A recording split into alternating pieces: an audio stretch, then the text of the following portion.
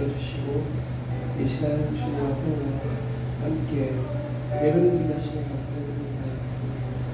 이 시간 주님의 말씀을 드릴 때 주님 저희의 마음을 도와주시고 그 말씀이 오늘 우리 안에 심겨지게 하시고 우리 삶 가운데 그 말씀 순종으로 하나님 원하시는 서로가 아름다운 예배를 하는 것을 주님 우리의 삶을 주장해 주셔서 감사드리며 예수님의 이름으로 간절히 기도드렸습니다.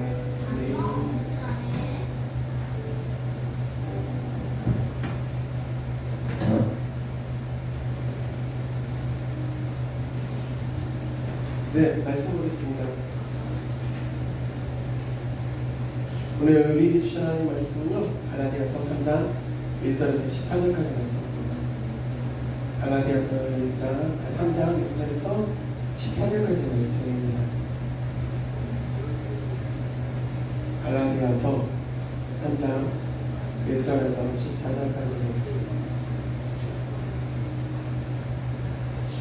어리석은 갈라디아 사람들이여, 예수 그리스도께서 십자가에 못 박히신 모습이 여러분들 앞에 선한데 누가 여러분을 흘렸습니까?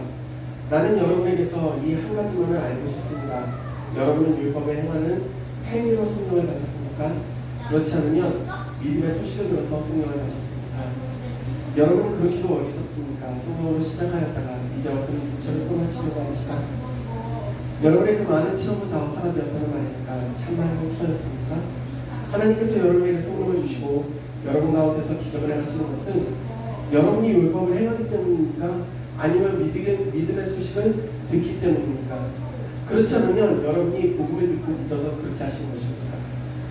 그것은 아브라함이 하나님을 믿으니 하나님께서 그것을 의로운 일로 여겨주셨다는 것과 같습니다. 그러므로 믿음에서 난 사람들이야말로 아브라함의 자손임을 여러분은 아십시오. 또 하나님께서 이방 사람을 믿음에 근거하여 의롭다고 여겨주신다는 것은 성경은 미리 알고서 아브라함에게 모든 민족이 너로 말미암아 복을 받을 것이다 하는 기쁜 소식을 미리 전하였습니다. 그러므로 믿음에서 나는 사람들은 믿음을 가진 아브라함과 함께 복을 받습니다. 율법의 행위에 근거하여 생활하는 사람은 누구나 다 저주 아래에 있습니다. 기록된 바 율법책이 기록된 모든 것을 계속하여 하지 않는 사람은 다 저주 아래에 있다 하였습니다. 하나님 앞에서는 율법으로는 아무도 의롭게 되지 못한다는 것이 명백합니다. 이는 믿음으로 살 것이다 하였기 때문입니다. 그러나 율법은 믿음에서 생긴 것이 아닙니다. 오히려 율법의 일을 행하는 사람은 그 일로 살 것이다 하였습니다. 그리스도께서 우리를 위하여 저주를 받은 사람이 되심으로써 우리를 율법의 저주에서 속량해 주셨습니다. 기록된 바 나무에 달린 자는 모두 저주를 받은 자이다 하였기 때문입니다. 그것은 아브라함에게 내리신 복을 그리스도 예수 안에서 이방 사람에게 미치게 하시고 우리로 하여금 믿음으로 말미암아 약속하신 성령을 받게 하시려는 것입니다. 아멘.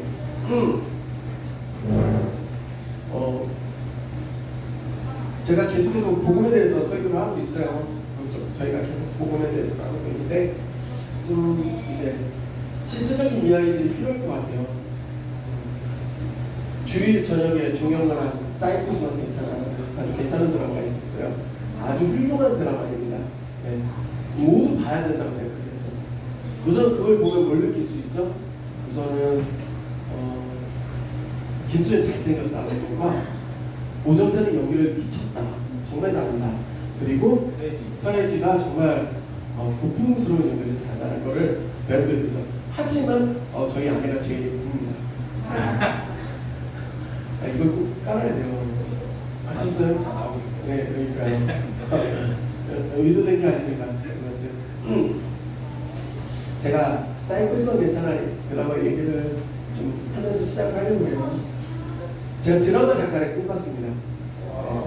실제 군대에 있을 때도 시나리오를 2개나 써서 그 MBC 베스트 극장 공모도 했었고 실제로 그 방송 아카데미 들어가서 시나리오 작가를 하고 싶은 욕심이 좀 있어가지고 극본을 좀 배우려고 했었는데 하나님께서는 그 모든 것들을 막아주셔서 제가 이렇게 설명을 드렸는데 그래서 드라마를 조금 되게 분석적으로 보고요.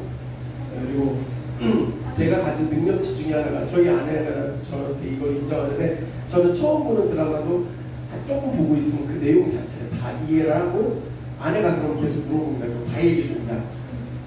그러면 막 계속 물어봐요. 근데 내가 다 할 수는 없어요, 디테일하게. 그러면 여보 나도 지금 처음 드라마야. 당신 알 것 같아서 뭐 이렇게 얘기를 하는데, 제가 지금 아껴두고 있는 게 동백꽃 드라마를 지금 제가 아껴두고 있어요. 애껴두는 거예요. 이거는 제가 정말 시간이 남을 때 그 무료함을 달래기 위해서 아직 쌓아놓고 있고, 이제 이번에 사이코즈는 괜찮아라는 드라마를 봤는데, 거기에 장면 중에 여러 가지 뭐 이렇게 저에게 인상 깊은 장면이 있어요. 어떤 장면이 나오세요?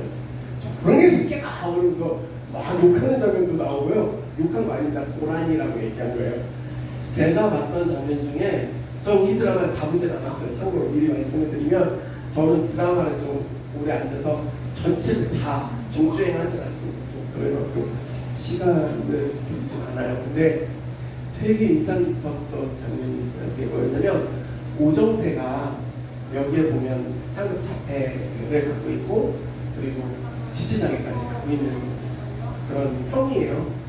김수현하고 이렇게 이야기를 하다가 오정세가 과거에 김수현이 나 같은 건 없어졌으면 좋겠다고 했다고, 죽어버리면 좋겠다고 네가 얘기했다고 하는 장면이 나와요. 그때 오정세가 옛날 기억을 하면서 김수현한테 막 얘기를 하는데, 갑자기 김수현이 막 전기 온 것처럼 막 서가지고 충격적으로 서서 눈에 눈물이 그렁그렁해서 그런 거 아니라고 하면서 막 울어요. 그런데 오정세 다가가서 오정세에게 얘기를 하는 게 아니라 그 자리에서 주저앉아서 그런 거 아니야, 그런 거 아니라고 하면서 엄청나게 힘들어하면서 이런 장면이 나오거든요.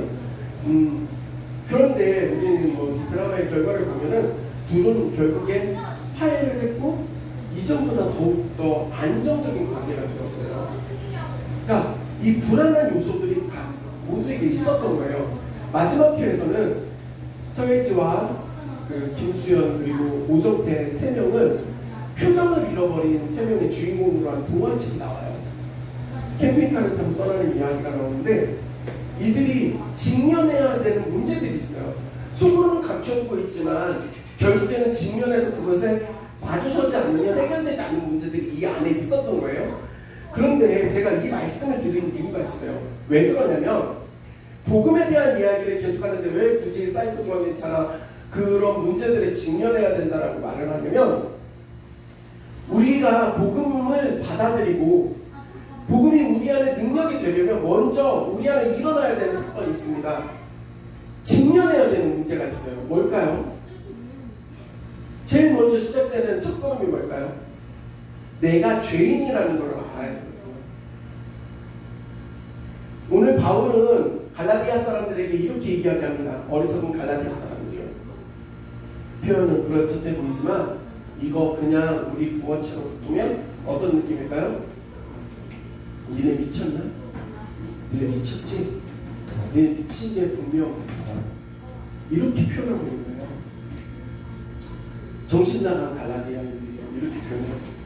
그 시선에서 유진 피터슨 목사님 그렇게 표현합니다. 어리석은 갈라디아 사람들이요. 그 다음 이야기하는 게 예수 그리스도께서 십자가에 못 박히신 모습이 여러분의 눈앞에 선한데 누가 여러분을 홀렸습니까? 사실 이 말은 어폐가 있습니다. 바울이 뻥치는 거예요. 왜 뻥일까요? 갈라디아 사람들이 예수님 십자가에 못 박혀 죽는 걸 봤을까요? 못 봤을까요? 못 봤죠. 네. 이미 한참 전 유대 땅에서 일어난 일을 어떻게 보니까요? 그런데 어떻게 이렇게 얘기를 하지? 바울은 거짓말쟁이인가? 아니요.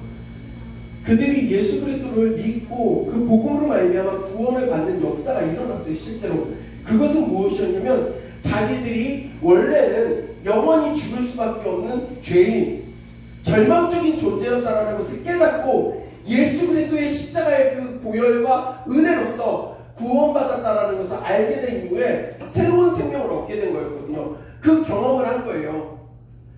그런 그들에게 너네들 지금 예수 그리스도의 십자가가 너희 눈앞에 선하게 있는데 니네 어떻게 이런 생각을 할 수 있니?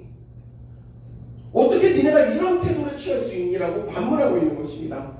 이것은 바울이 오늘날 현재를 살아가고 있는 우리 그리스도인에게 동일하게 하고 있는 이야기입니다. 그런데 문제는 뭐냐?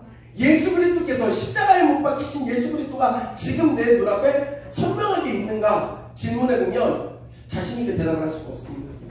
많은 그리스도인과의 이렇게 대화를 나눠보면 그들 안에서 발견되어지는 것이 있습니다. 무엇이냐면 복음이 있습니다. 구원받았다는 사실도 있어요. 어떤 수준? 지적 동의의 수준입니다. 예수님이 나를 대신해서 십자가에 죽으셨어요. 내가 그래서 구원받았어요. 이제는 나는 천국 백성이 됐습니다. 이 정도 수준에서 다 머물러 있습니다. 그리고 그 정도 수준만 하면 세례도 주고요, 침례도 줍니다.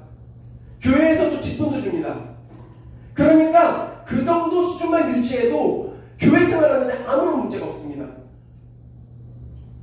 그러니 지적 동의만 갖고 있는 사람들이 신앙 고백을 하는 그런 것들이 얼마나 이게 중요한지에 대해서 가르치는 사람도 없고 깊이가 너무 얕음에도 불구하고 점검해주는 사람들이 아무도 없습니다. 갈라디아인들에 대해서 얘기를 해볼까요? 이들은 이방인이었고요. 로마의 지배하에 있는 도시에 살고 있습니다. 이들이 예수 그리스도를 믿는다라는 것은 많은 것들을 포기해야 됩니다. 첫 번째는 상호발전을 할 수 없습니다. 우상 숭배를 하지 않기 때문에 길드, 상인조합에 들어가지 못해요. 그래서 예수 그리스도를 믿은 사람들이 다 가난하게 살았습니다. 매우 어려운 경제적 활동을 했어요. 두 번째, 언제 잡히면 죽을지 몰라요. 생명의 위협을 느끼고 있습니다. 박해들이 있습니다. 실제로 많은 공격을 받고 있어요. 그런 환경 가운데 있는 이들이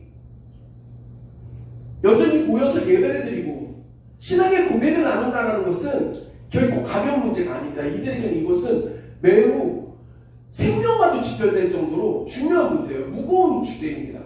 그런데 오늘날 그리스도인들의 신앙의 모습이 어떻습니까? 종교란에 기독교 하나 딱 적어놓을 정도, 내가 교회 다닌다고 그래서 내가 기독교인이라고 얘기할 정도의 수준은 되지만 예수 그리스도를 믿는 것으로 인하여서 나의 삶을 포기해야 되는 것들에 대해서는 매우 쉽게 돌아섭니다.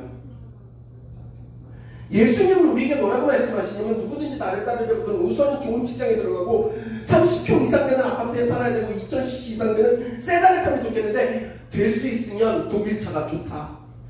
그러니까 니네 그거 해야 나 따라올 수 있다라고 얘기한 적이 한 번도 없습니다. 돈 많이 모아라, 안정적으로 살아라, 이런 얘기 하신 적이 없어요. 뭐라고 하시냐면 누구든지 나를 따르려거든 자기를 부인하고 자기의 십자가를 짊을 지라고 합니다. 한 부자 청년이 예수님을 찾아왔어요. 선생님, 내가 어떻게 해야 당신의 제자가 되고 구원을 받을 수 있습니까? 예수님은 이야기합니다. 성경에 나오고 있는 계명의 그 계명을 다 지켜라. 내가 그 계명 다 지킨다고 이야기해요. 그랬더니 뭐라고 해요? 그럼 너의 소유를 모두 가난한 자에게 나눠주고 나를 따라와라. 근데 그가 어떻게 돌아갑니까? 그가 부자인으로 근심으로 돌아갑니다. 내 것을 포기하지 못합니다. 저는요, 그가 예수 그리스도를 찾아왔어요. 구원에 대해서도 물어봅니다. 매우 바람직한 모습이죠. 꽤 괜찮은 신앙입니다. 그런데 오늘날 많은 그리스도인들이 그 안에 딱 머물러 있어요. 그 정도 수준. 예수님 발치까지 나와서 어떻게 하면 구원받아야 돼요? 어떻게 해야지 내가 됩니까? 라고까지 질문을 하지만 내 재산을 팔아서 가난한 자들을 도와주고 내 것을 다 포기하고 주님 쫓아가야 된다는 그거에서는 마음에 고민이 찾아옵니다. 그리고 돌이켜서 돌아섭니다. 무엇이 문제일까? 복음이 너무 가볍습니다. 구원의 간격이 너무나도 가벼워요. 왜 이런 문제가 생겼냐? 내가 어떤 존재인지에 대한 부분을 잃어버리고 사는 거예요. 아이덴티티를 가진 사람들은요, 정신병에 걸리지 않습니다. 제대로. 거의 대부분 건강해요. 자아 정체성을 건강하게 갖고 있는 사람들은 절대로 전신적 질환을 갖지 않아요. 왜 그럴까요? 자기가 어떤 존재인지를 분명하게 알기 때문에 그래요.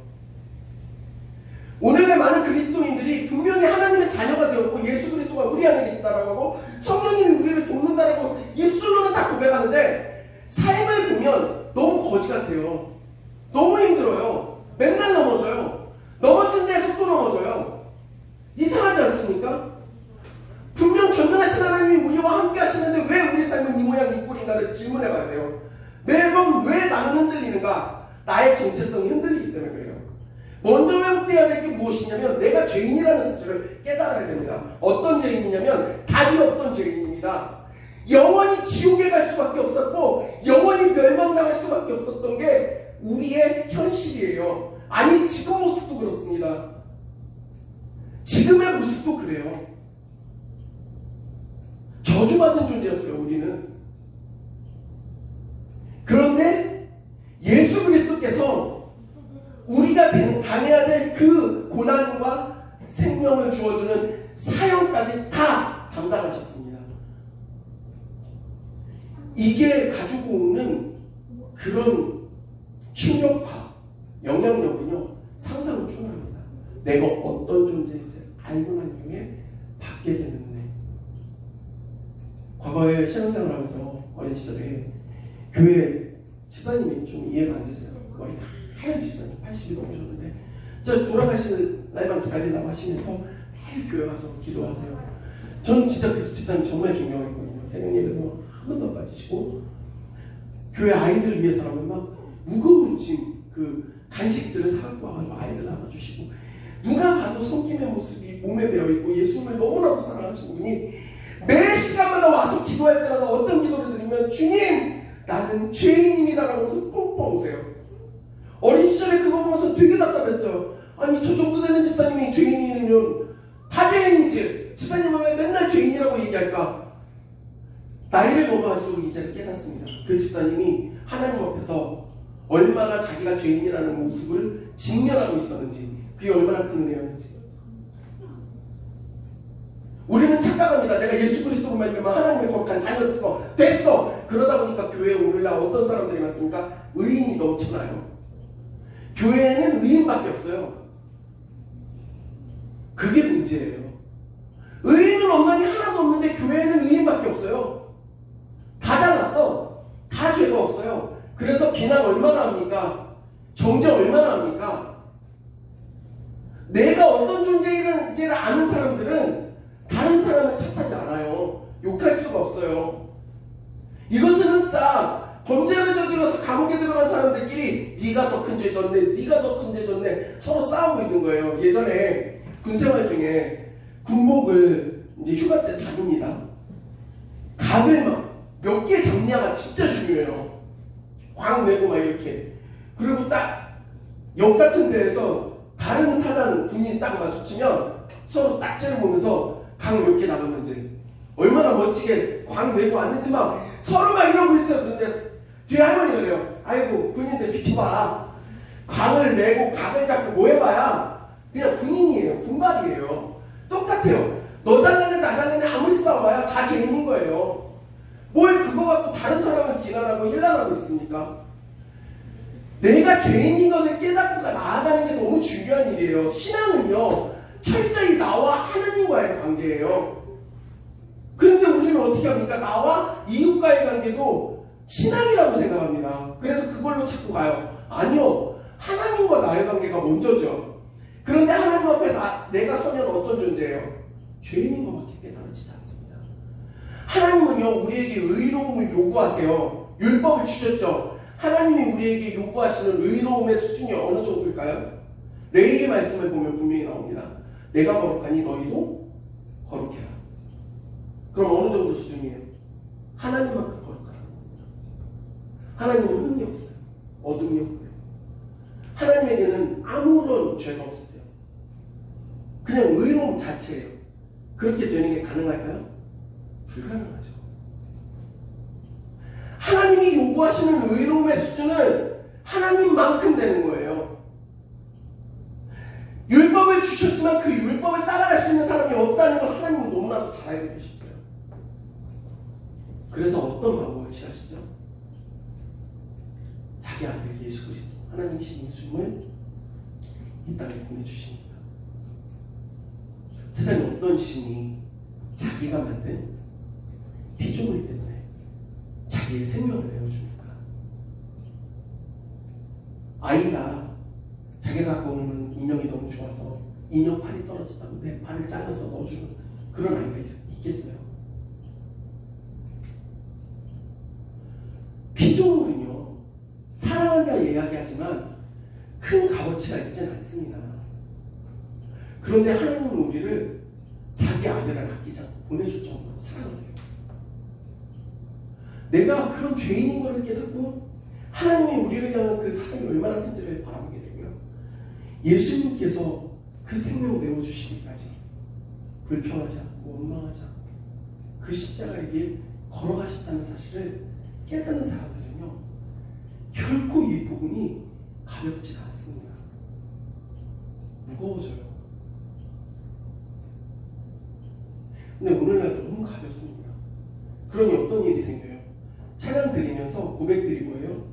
다 온전히 내 의지예요. 내 감정, 내 거거든요. 여러분 그걸 아세요? 연약함에 대해서 고백할 때는 불편하지 않은데요. 죄인이고 고백할 때는 되게 불편합니다. 연약한 거는요 위로받거든요. 그래서 맨날 연약한 고백들을 해요. 그래서 불쌍히 여겨달라고 해요. 나를 좀 사랑해달라. 난 연약한 존재니까. 아니 우린 연약한 존재가 아니에요. 우린 죄인이에요. 절망적 존재. 죄송합니다. 힘들게 저녁 시간에 와 있는데 여기다 대고서 우리는 죄인입니다. 죄고백이 사라지고 있어요. 기독교는요 죄 고백에서부터 시작해요. 철저한 회개가 없으면 은혜는 일어나지 않아요. 갈라디아인들이 지금 그것을 잃어버리고 있어요. 너희가 성령을 받은 것이 율법을 행함으로냐 아니면 믿음으로 말미암으로냐. 이방인들에게는 자격조차 주어지지 않았었어요. 그런데 예수 그리스도의 십자가로 인하여서 그것을 믿는 모든 자들이 구원받을 수 있게 되었다는 사실로 이제 그 복음을 받아들이는 모든 자들이 하나님의 백성이 되는 놀라운 역사가 일어났음에도 불구하고 이들이 다시 그 예전의 율법의 삶으로 회귀해가요. 근데 엄밀히 말하면 유대인들은 율법의 삶으로 가는 건 당연하지만 이방인들은요 율법으로 돌아갈 게 없는데 이게 무슨 말이지? 4장 말씀을 보면요 갈라디아인들을 향해서 바울이 뭐라고 얘기하냐면 너희가 과거에 이 우상 숭배했던 그때로 지금 돌아가려고 하냐고 얘기해요. 우리가 예수 그리스도를 믿고 그분으로 말미암아 구원받는다라는 사실을 왜 다른 것들을 자꾸 추구하기 시작하면 그건 다 우상입니다. 교회 안에 우상이 얼마나 많은지 몰라요.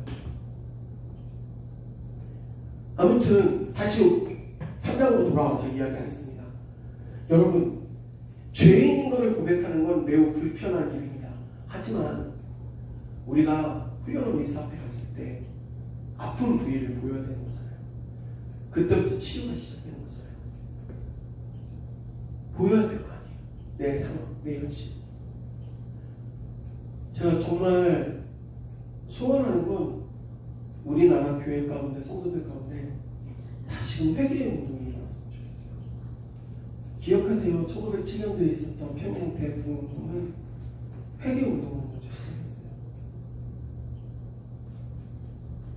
수많은 영적 대각성 운동이 일어날 때마다 동일하게 먼저 시작했던 건 회개의 움직임이었습니다. 너무너무 무섭습니다. 무엇이 무섭냐면 너무나 대단한 것들이 많아요. 율법으로 완성적인 사람들이 너무 많아요. 그래서 자기들은 의롭다고 여기는 사람들, 특별히 목회자들 안에서 그런 모습들이 더 많이 보여요. 통렬히 회개합니다. 진짜 그 모습을 우리가 회개하는 거지 다른 이들을 향해서 손가락질할 게 아니에요. 비가 많이 와서 피해 있는데 이런 얘기하면서도 차별금지법 때문에 이렇게 된 거야. 하나님이 지금 한반도를 치시는 거야. 얘기하는 정신나간 사람들이 있을까요? 없을까요? 있으니까 제가 얘기하죠. 헛소리를 하고 있습니다. 진짜 영적 개소리를 하는 사람들이 너무 많아요. 저는 진짜 그 입들이 다 공해졌으면 좋겠어요. 아, 제가 또 표현이 인터넷에 올라가는 것도 깜빡했어요. 제가 탈골을 이렇게 하면 살고 그럴 텐데 목사 안수 받을 때까지는 좀 참아야 되는데 아무튼 생각해 보세요. 지금 어떤가? 나한테 복음은 얼만큼의 무게로 자리 잡고 있는가? 지난주 전도사님들끼리 모여서 저녁에 이제 오리 맥숙을 먹고 저희 카페에 모여서 같이 이야기하고 3시간 나눴어요. 그리고 그 1차로 모였던 전사님 4명 중에 2명 먼저 돌려보내고 또 다른 전사 한 분 남아있는 분하고 저하고 12시까지 대화를 나눴어요. 밤에 막 얘기하는데 그 전사님하고 저하고 만나면요 한 4시간 5시간씩 무슨 얘기만 하냐면 복음 얘기만 해요. 막 뜨거워서 미쳐요. 이런 일이 있었고요, 이런 일이 있었고요, 뭐 이런 복음 얘기만 해요. 근데 이 전도사님도 막 미쳐 있어요. 그냥 좀 더 일찍 알았으면 좋았을 텐데 너무 늦게 알아가지고 후회된다고 막 이런 얘기만 하고 있어요. 근데 이 전사님 더 충격적인 얘기가 뭐냐면 자기는 새벽에 예배 가서 새벽 기도에 가서 퇴근 안 하고 집에 안 가고 그대로 교회 업무 보는데 목사님하고 담임 목사님하고 둘이 이렇게 있는데 그냥 하루 종일 앉아서 목사님하고 자기하고 하는 얘기는 복음 얘기밖에 안 한다는 거예요. 이게 너무 부러운 거예요. 나도 모르게 개부럽다고 그랬어요. 교회 안에 사역자들이 모이면 복음 얘기를 하는 게 당연한 건데 이게 어느 순간부터 사라져버린 거예요. 그러면서 많은 이야기를 나누면서 막 실질적 대화들을 나눴어요. 그러다 제가 지난주에 좀 어려움들이 있었어요. 어려움이 있었는데 무슨 어려움이었냐면 물질적 어려움이 생겼어요. 실제 물질적 어려움. 그런데 걱정이 하나도 안 됩니다. 제가 솔직히 여러분들에게도 얘기할 수 있는데 저는요 제 생활에 관련된 기도를 하나도 안 합니다. 제 삶에 대한 기도를 안 해요. 그러니까 제가 어떤 삶을 살아야 된다라는 기도네요. 하나님 제가 이런 인간이 되게 해주세요. 제가 이렇게 복음 쫓아가게 해주세요는 기도해요. 그리고 아내와 자녀들을 위해서 기도하지만 우리 가정의 삶을 위해서는 기도하지 않아요. 뭐 달라고 뭐 해달라고 얘기 안 합니다. 왜냐하면 건방져서 그런 게 아니라 안 주시는 데는 그만한 이유가 있고 필요한 것만 주시는 하나님인 걸 제가 확신하기 때문에 저는 거기에 그렇게 애걸하지 않아요. 그러니까 하나님을 의심하지 않아요. 저는 이번에도 그렇게 큰 부담은 없었어요. 그런데 토요일 날 아침에 어떤 집사님 한 분이 전화를 하면서 저하고 통화를 하다가 제가 좀 전사님한테 계좌로 입금을 좀 할게요 하고서요. 그분하고 저하고 대화를 나눈 게 이렇게 깊은 대화를 나눈 적은 한 번도 없고요. 지나가다가 인사한 게 한 4번 정도 되는 분이에요. 그분이 저한테 100만 원을 입금하셨어요. 우리에게 100만 원이라는 금액이 그렇게 크지 않은 돈이 아니잖아요. 엄청 큰 돈이잖아요.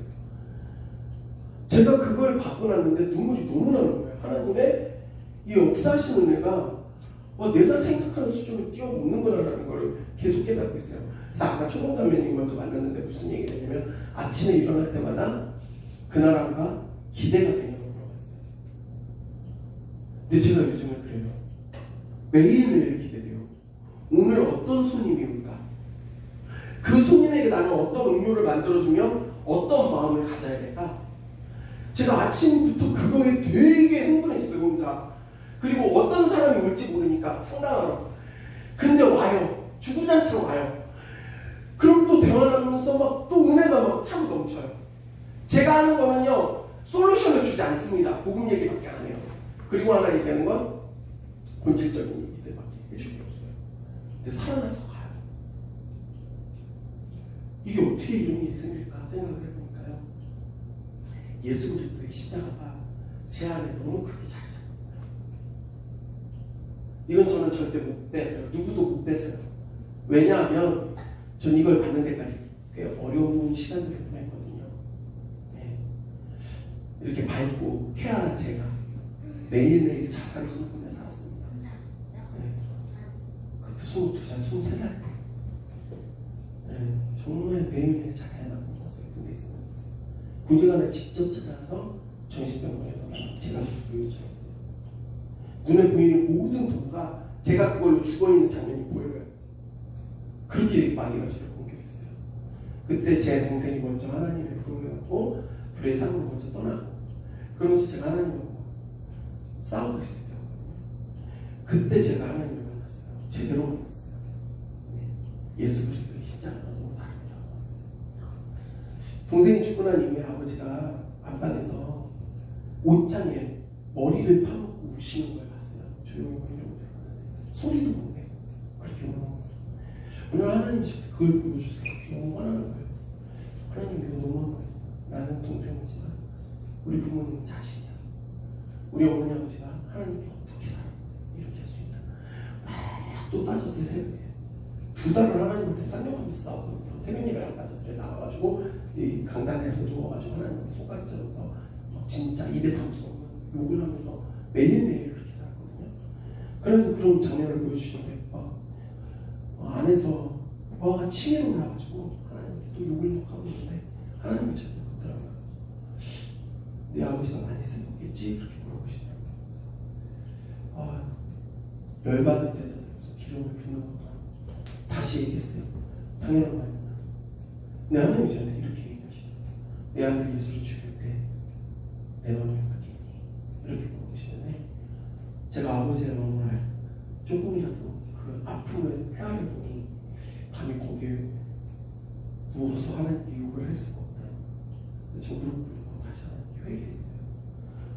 저 예수 그리스도 믿었죠. 신앙생활을 얼마나 열심히 했는데요. 저 신학생이었어요. 저 전도사였다고요. 그런 제가 십자가가 너무 가벼웠던 거예요. 그때 얼마나 어려운지 몰라요. 그리고 저한테는 이제 십자가가 결국 가볍지 않습니다.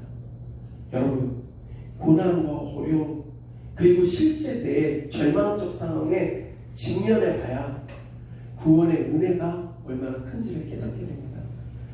욥이 평안한 삶 가운데 하나님 원망하고 살았지만 많은 고난을 당한 이후에 42장 5절에 뭐라고 보니까 내가 전에 주님에 대하여 귀로 듣기만 했지만 이제는 내가 주님을 내 눈으로 봅니다.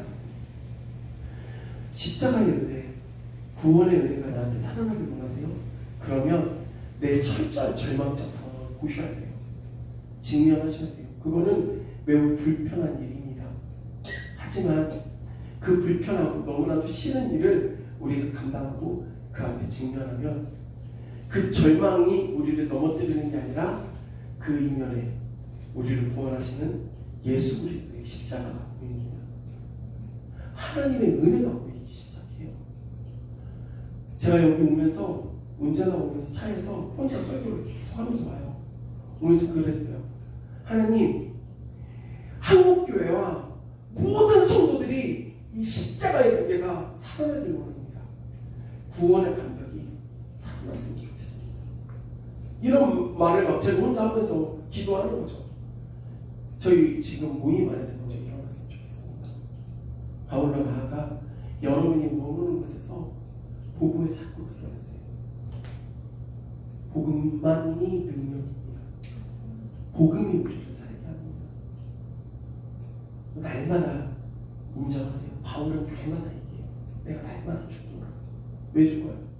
자기가 죄인 중에 기준인데 죄인이기 때문에 그 고백하면서 시작하고 복음을 선포하고 하루하루를 살아보세요. 하루가 얼마나 기대가 되는지 내 현재 원래 상태를 직면하는 저와 여러분이 될 간절히 소원합니다. 그 절망의 자리에서 소망이신 예수 그리스도를 또한 발견하기를 원합니다. 그리고 그분으로 감격하고 살아나는 우리의 삶이 되기를 주님의 이름으로 간절히 소원합니다.